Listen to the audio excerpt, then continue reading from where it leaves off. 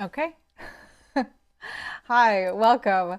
Welcome to my channel. My name's Rebecca. If you're new here, I'm a writer, I'm a painter, I'm a filmmaker.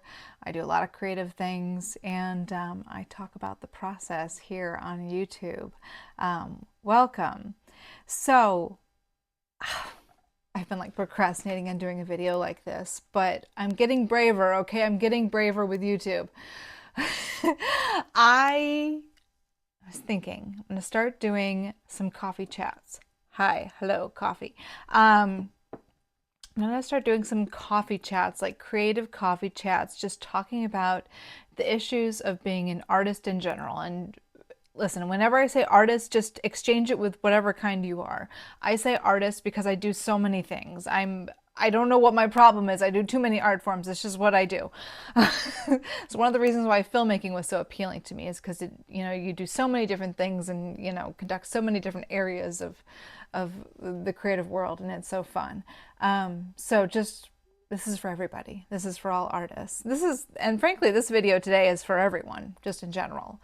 But I got into mindset work, into self-healing work, partially because I just had to, because the life I was born into, the family I was born into, the situation I was born to, being a creative person born in, not born in Wisconsin, but grew up in Wisconsin, in an area that was not conducive or was not supportive of creative people, or anyone who thought differently. I was forced into working on myself, basically. And if you found this video, maybe you relate, right? You didn't necessarily want to become someone who looked into your mind, the way that you think, the way that your emotions work, your past traumas, but you have to. You have to. I remember once I heard, I want to say, I don't I think it was like David Lynch, which is an interesting person because he's so into meditation now. But I think I read a quote once a long time ago when I was like a teenager where he was like, "Oh, I wouldn't go into therapy. It affects your art. You can't. I don't know if it just becomes too therapized." I don't remember the quote, but I just remember reading that, and I also remember reading that Meryl Streep had said that she hadn't gone into therapy and didn't want to go there. And I was just, as a teenager, I was like, "Oh, I don't want to do that. That's not cool." And I know that's part of my resistance to sharing this on YouTube. Like what kind of, that belief of like, what kind of artist has like a YouTube channel and who the hell talks about, supporting yourself mentally and emotionally? Like, does that discount you as an artist? And eventually I've just kind of had to say like, fuck it. Like I needed this. I needed these tools, and other people need these tools. And it's not a matter of you don't have what it takes to be an artist. It's not a matter of it's too hard for you, it's too emotional for you, you're struggling, whatever your struggles are with making art, with putting it out there, with putting yourself out there. Um, it's not really a you thing. It's what's been programmed into you, and it's it's what it is to live in a contrary way to our society. And that brings up a lot of emotions, and that means you have to take care of yourself. And I don't mean take care of yourself, just take a bubble bath. I mean, you have to figure out how to be yourself in a world that doesn't want you to be. Um, and that's a harsh reality. And I came into this not wanting to learn about myself or about mindset work, but I had to. I had to because it was the only way to continue making art, and it was the only way to truly become myself. So, if you relate, let's talk about feeling behind. Um, because oh my God, I have felt behind so much in my life. It's brutal. I have felt I have felt off track. I have felt behind just in terms of what society wants for us, in terms of what whatever industry I'm in wants for us or tells us we have to do by a certain age or at a certain point. Um, I have felt behind just in terms of where I wanted to be, what my plans were, right? We get off track as humans. That's that's good. It's actually not as bad of a thing as we tend to make it out to be. It's actually a superpower if you can hold it, right? If you can learn how to be different and to do things your way. But it does take some work to see that, to see why being truly yourself and meeting your needs, why that is such a strength. So feeling behind, right? I did not say being behind in the title of this video. I said feeling behind. Feeling is the key word here, right? I'm not saying it's all in your head, but to some degree, there's quite a bit of it that's how we're feeling. It's not necessarily the truth that you are behind. And let me just say up front, there's no way I can tackle all aspects of this. So if you have some thoughts, let me know. But I was walking around with this topic for a while, and I was like, I can't address all of this, but I can split this topic off into two areas. One being how much of this is cultural, right? And the other one being how much of this is you actually genuinely feeling behind in what you wanted to do. So let's talk about the cultural aspect of feeling behind. So much of where we think that we're supposed to be comes from our world, comes from our society, our families, our programming, our industry, right? By 30, you got to do X, Y, Z.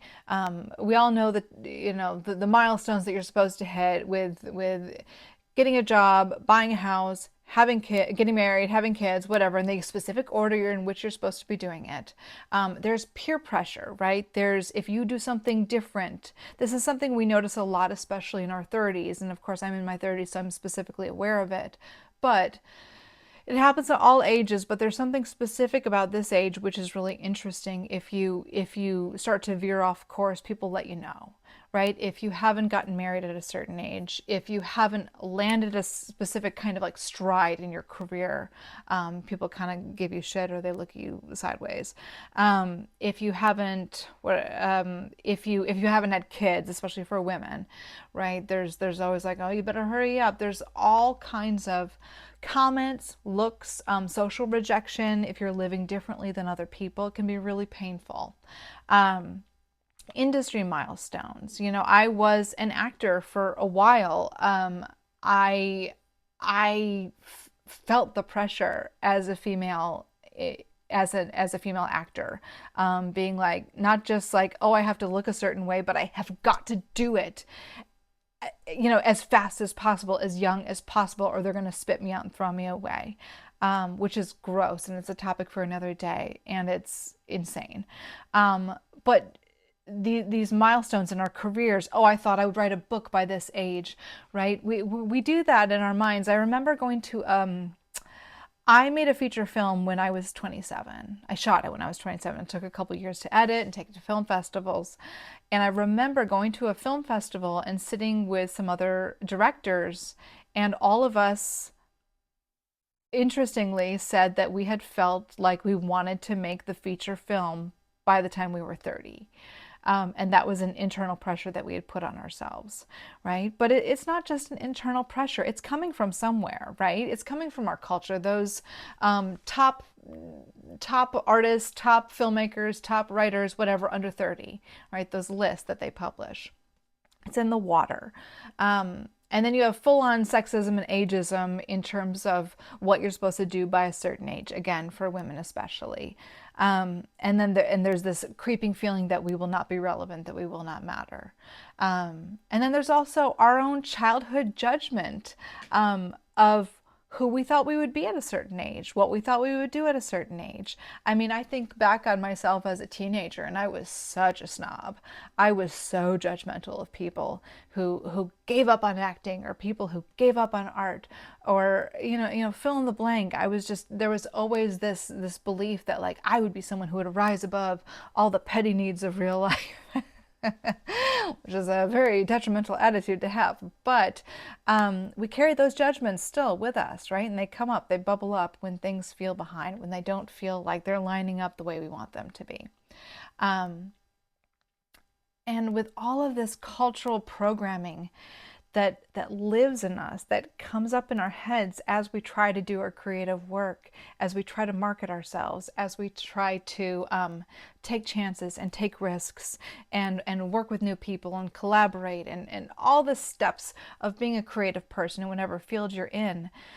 All of these feelings and all of these stories can come up through feelings of shame, right? For me, that comes up in a feeling of like my body's burning. I feel not good enough. I just want to cry for no reason.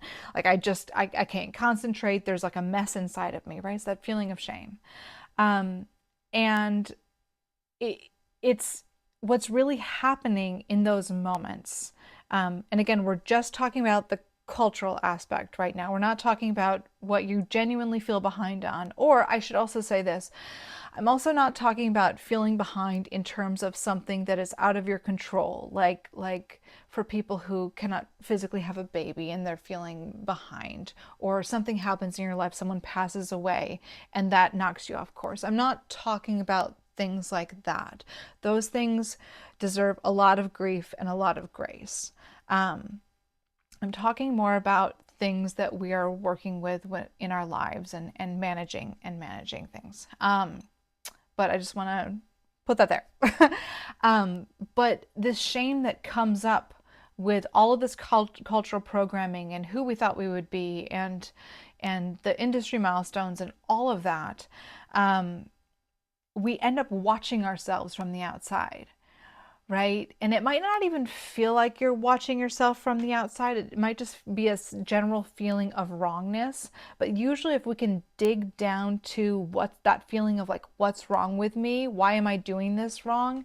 It usually has to do with some level of comparison, whether we're consciously doing it or not.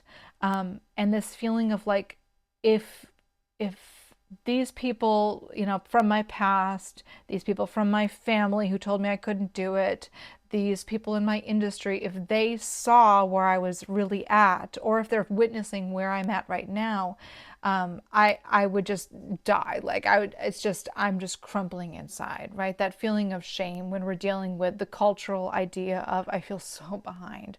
I feel so behind.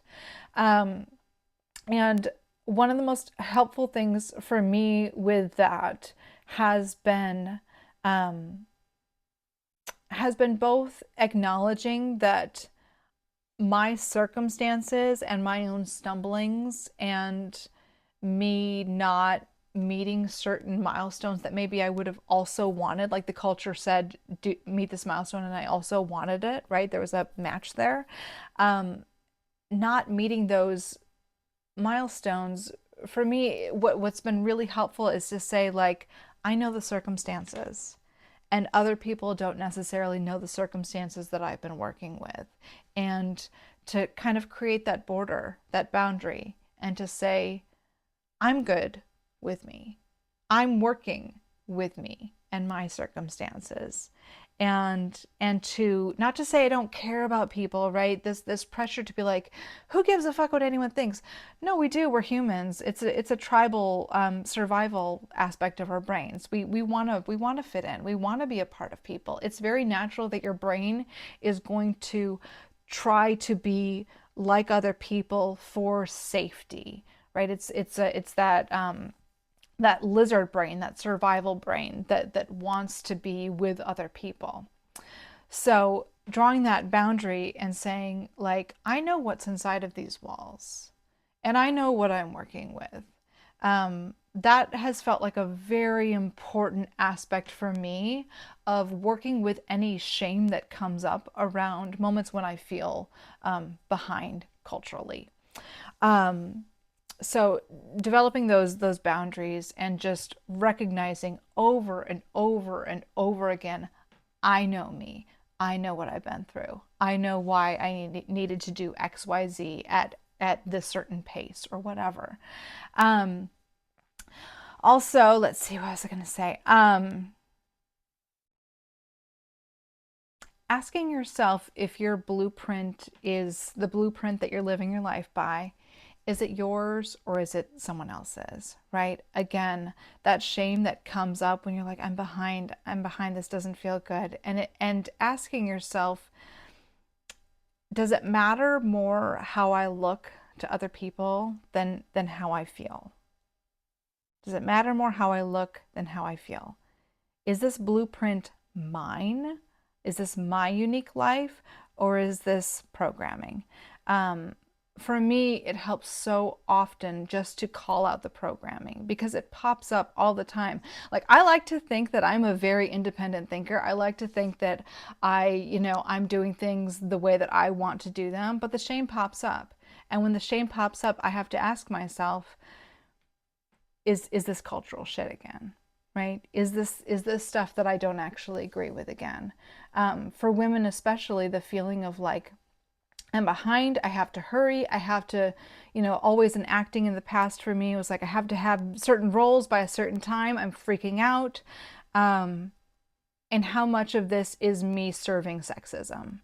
How much of this is me bowing down to the belief that women don't matter after a certain point, right? That's cultural. That's someone else's blueprint, and it's bullshit, right? And digging down into these blueprints of who you're supposed to be, having kids by a certain age, having your career sorted by a certain age, digging down into who's benefiting from you following those rules, right? Who in the culture benefits from you following those rules? I mean, we're seeing this a lot in our culture right now with in American politics. With the presidential race and cat ladies and such,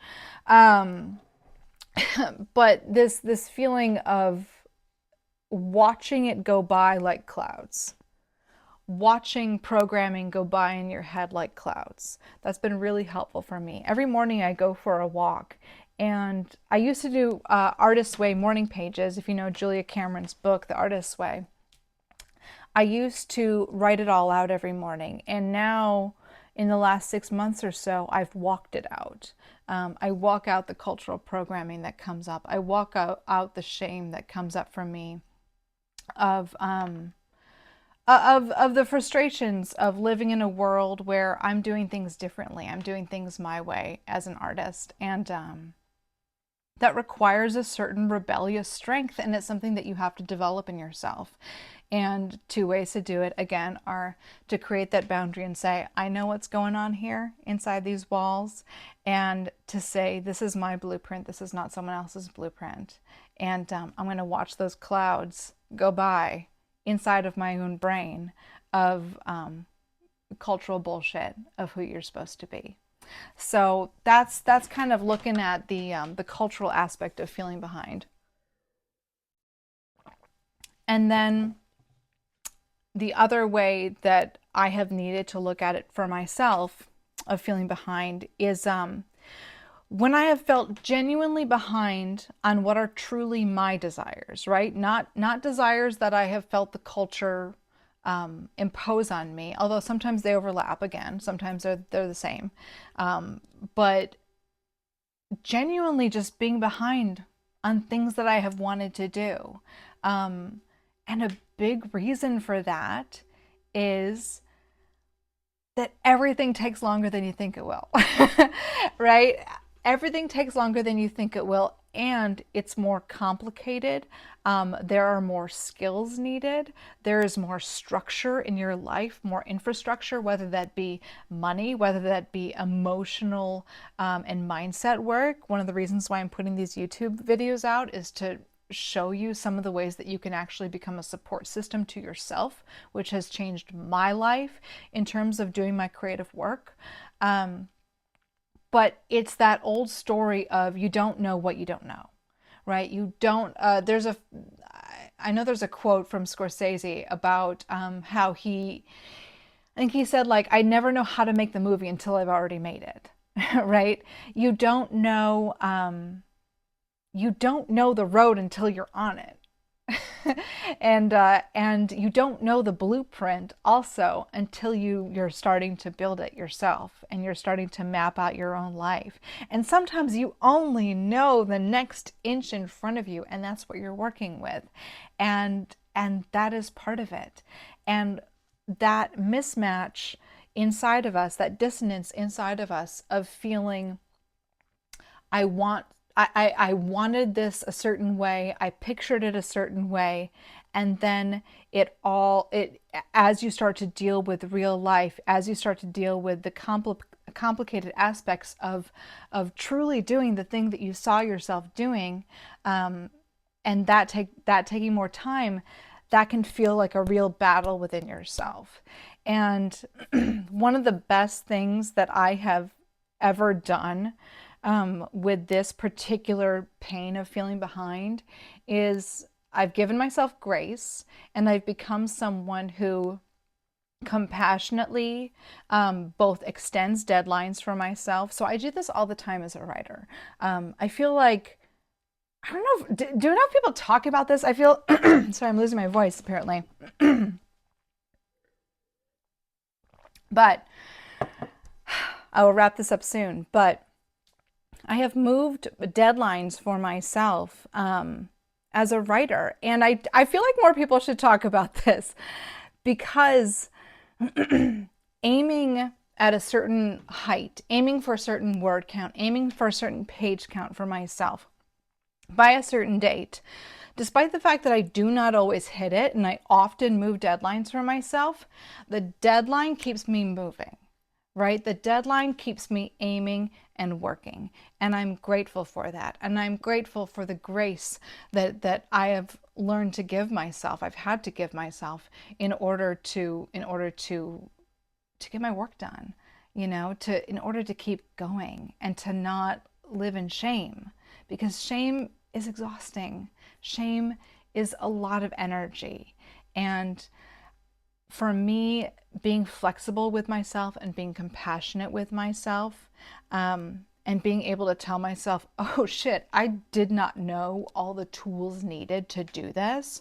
So I could either really beat myself up and say you fucked up, or I could say, okay, great, new plan. The blueprint is getting adjusted. This is how this thing is getting done now. And what that does is it puts you back into the point of power, which is the moment right now, what you have the ability to do right now, as opposed to watching yourself again from the outside with that cultural idea of feeling behind. To stop watching yourself from behind and to move into the point of power right now, that gives you energy, that gives you momentum, and that puts you back in the place of having energy and of having an effect on your life and having an effect on your creative work. Because the focus returns then into, what can I do? What is possible right now? And it moves away from, what do they think and how am I judging myself? It moves back into the work. And that, as you know, as a creative person, that's where the energy is. The energy is not in, what are they thinking about me and what am I thinking about myself and what is my overall trajectory. The focus is on the project. The focus is on, what skills do I need to develop? What education do I need? What research do I need? How do I need to take care of myself emotionally while I do this? What does the story need? Fill in the blank. It keeps going, right? But when you move back into your work, feeling behind kind of becomes not important.